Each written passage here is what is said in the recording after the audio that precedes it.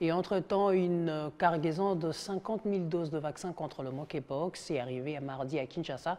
Ça fait un lot de 250 000 doses pour la RDC. La planification en vue de la distribution de vaccins est en cours et commencera dans les zones à forte prévalence. Le ministère de la Santé rassure donc sur la bonne conservation du vaccin tout en sensibilisant sur les mesures préventives et évite la population à se rendre en urgence au centre de santé le plus proche en cas de contamination.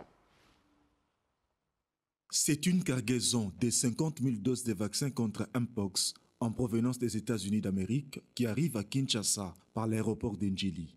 Ce lot de vaccins vient en appui au gouvernement congolais pour la lutte contre cette épidémie, ce qui s'inscrit dans le cadre de la coopération sanitaire entre la RDC et les États-Unis d'Amérique.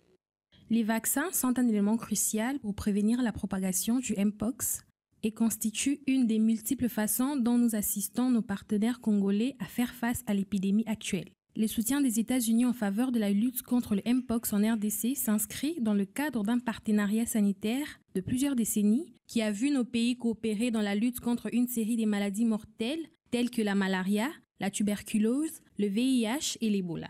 Nous restons déterminés à soutenir la RDC et à collaborer avec les partenaires internationaux pour mettre fin à l'épidémie actuelle et protéger la santé et la vie des habitants de la région. L'arrivée de ce lot ramène le stock à 250 000 doses sur le sol congolais. La planification est en cours pour la distribution d'abord dans les zones à forte prévalence comme Sankuru, Sud Kivu et Équateur, préconise le gouvernement. Patrick Mouyaya l'a dit sur le plateau de nos confrères de France 24. Nous contrôlons la situation. Parce que vous savez, la République démocratique du Congo, nous avons une certaine expérience dans la gestion d'épidémie. La planification est en cours. On va évidemment commencer par des zones à forte prévalence. Ici, il faut parler du Sud Kivu, de la province du Sankuru ou de l'Équateur. D'ici la fin septembre, au plus tard début octobre, ces vaccins pourront être distribués en attendant d'avoir un stock plus important de 3 millions de vaccins annoncés par le gouvernement japonais. Pendant que le stratégiste se peaufine sur le déploiement de ces vaccins Jynneos, avec l'appui de ses partenaires, le ministère de la Santé rassure de la conservation standard requis. On a tout ce qu'il faut pour conserver correctement les vaccins. On a une très grosse expérience par rapport à ça. Et on a les moyens logistiques par rapport à ça. On a le hub de Gavi qui nous permet de garder des vaccins.